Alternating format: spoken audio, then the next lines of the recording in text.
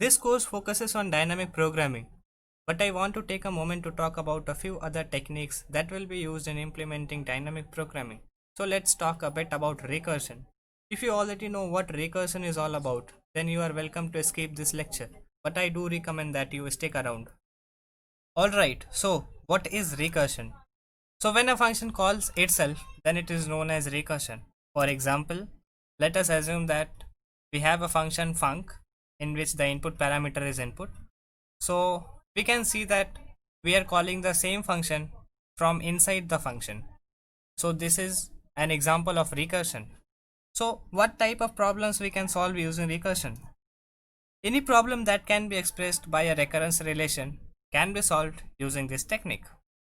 Let's understand this concept with an example. So let us suppose that we have given an input array and we have to find the maximum element of the array.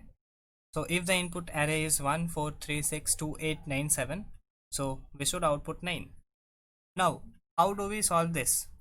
The first step in solving this problem is to find the recurrence relationship, and the second is to implement the recursive solution. So we will take the advantage of the statement that if an array has only one element, then that is the maximum element. For example, if we have an array that has only one element 5, so the max element of that array will be 5. So let's use this concept and try to solve this problem. We will start with the full array, and at each step we will break the array until we have only one element left in the array. So at first we will remove 6 from the array and we will try to find the maximum of 6 and the items remaining in the array, that is 1, 3 and 2.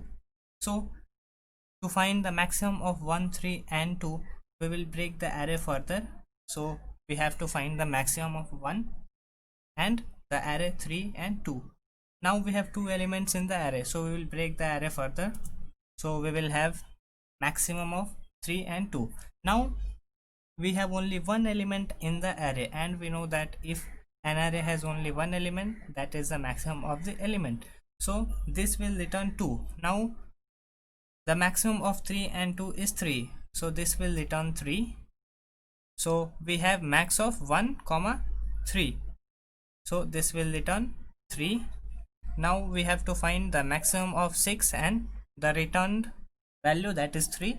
So the max between 6 and 3 is 6. So finally the maximum value of these elements is 6. Now the recurrence relation for this problem can be defined as follows, where input is the given array and index is the length of the array. This is the code for the given problem in Java. Here we have taken two parameters for the function. One is the given array and another is the length of the given array as index. So in this example, we will start dividing the array from last element. However, you can start dividing this from the beginning also. First of all, we will check our base condition, that is, if index is equal to 0. This is the case when we successfully divided all the elements and we have left with only one element in the array. Now if the index is not equal to 0, we will return the maximum of the element on which we are now and the remaining array. Here we can see that we have called the function max element from inside the max element function, which is known as recursion.